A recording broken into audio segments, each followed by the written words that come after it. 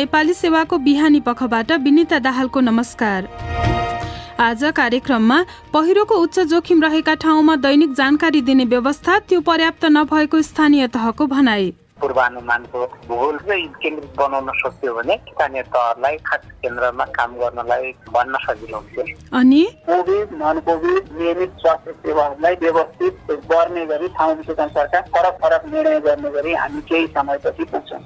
अस्पतालको नियमित सेवा पहिलाकै अवस्थामा फर्काउने बारे एक कुराकानी र परमाणु कार्यक्रमबारे वार्ता चलिरहँदा इजरायलद्वारा इरानको कटु आलोचना।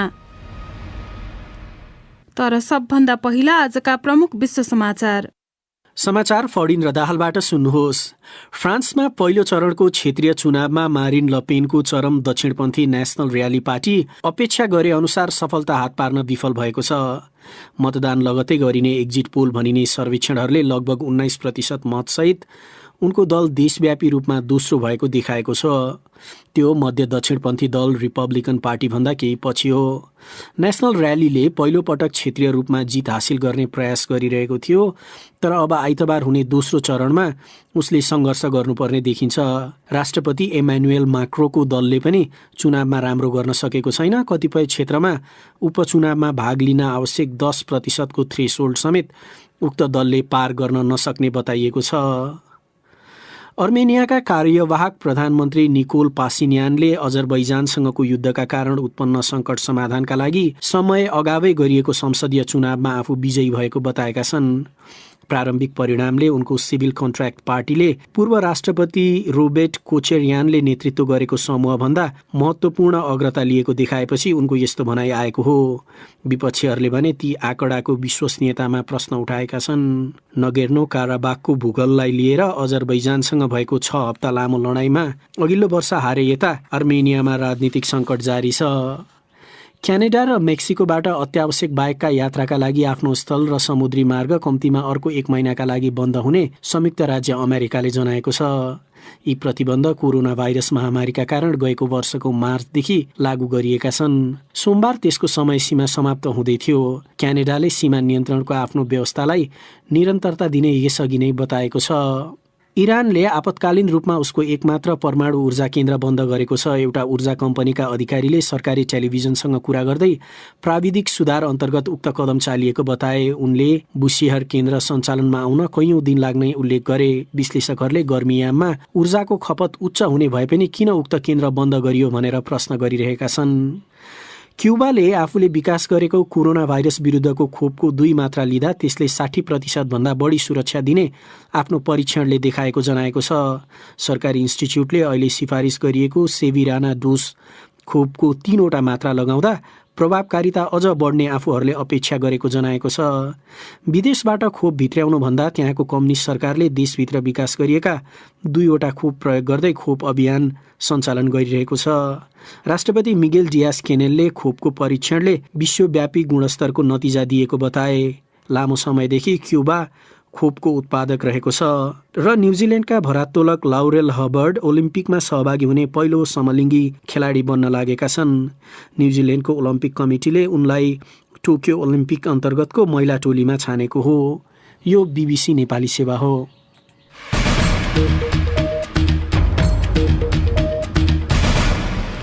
बिहानी पखमा तपाईलाई स्वागत छ।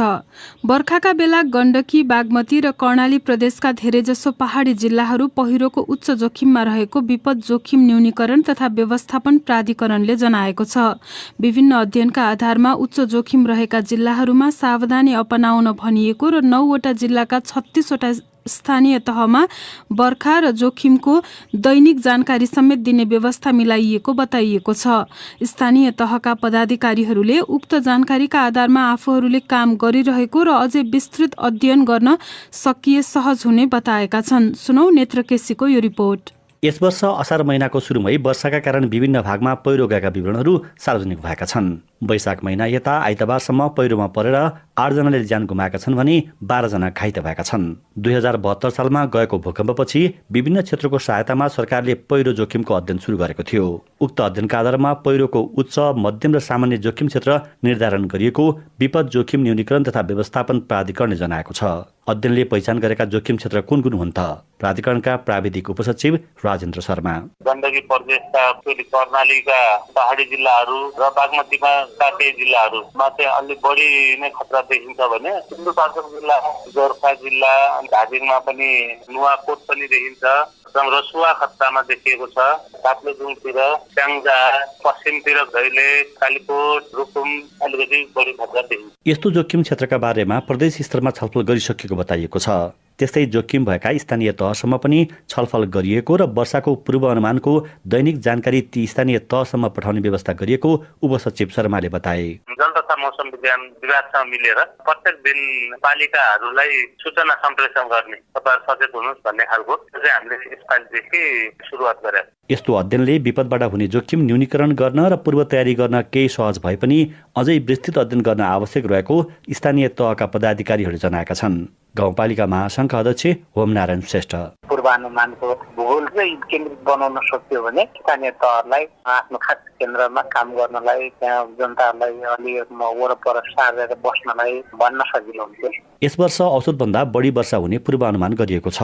भदौसम्म पनि पहिरो जाने भएकाले जोखिम क्षेत्रमा रहेका बासिन्दालाई सुरक्षित ठाउँमा सार्न सकिए क्षति कम गर्न सकिने अध्यक्ष श्रेष्ठको भनाइ छ। त्यसका लागि 3 तहका सरकारले साझा योजना बनाउनुपर्ने स्थानीय तहका पदाधिकारीहरू बताउँछन्। नेत्र केसी, BBC, काठमाडौँ। कोरोना भाइरसबाट दैनिक संक्रमित हुनेको संख्या बिस्तारै घट्दै गएको देखिन्छ।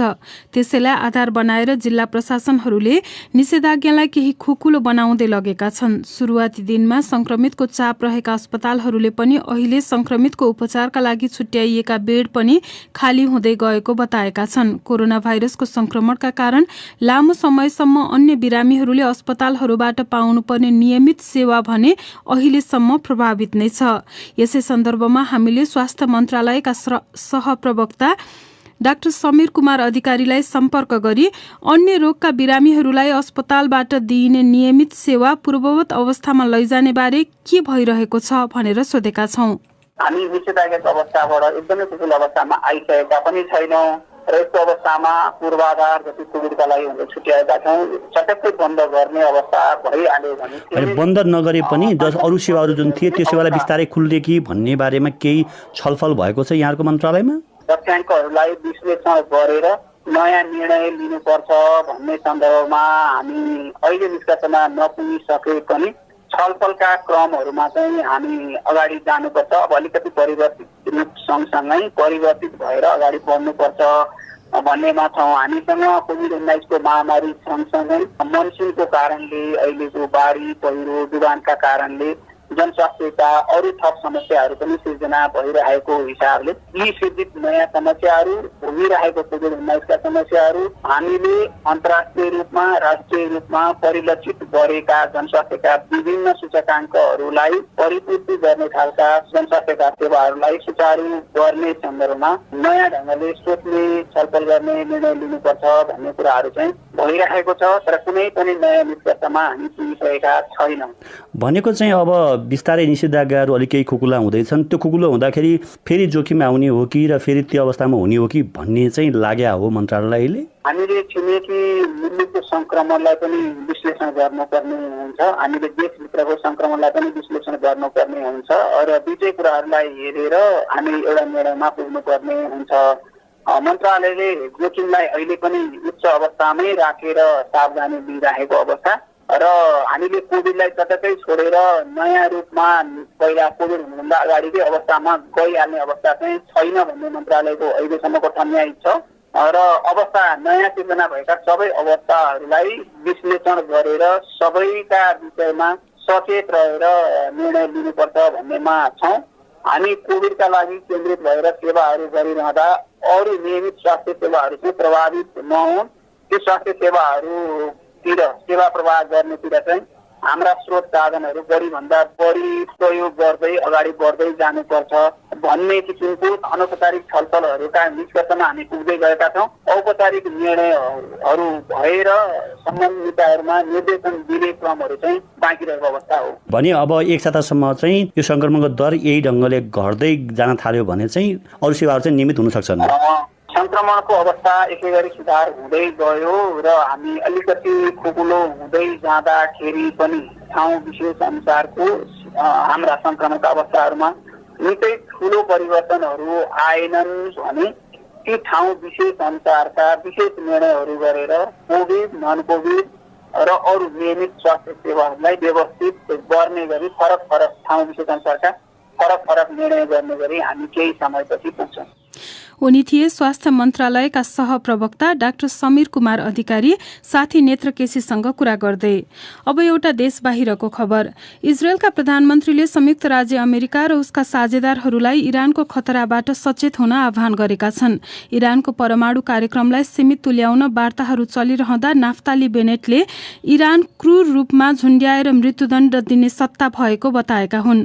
बीबीसी विवरणमा आधारित रिपोर्ट सुनौ फणिन्द्र दाहालबाट।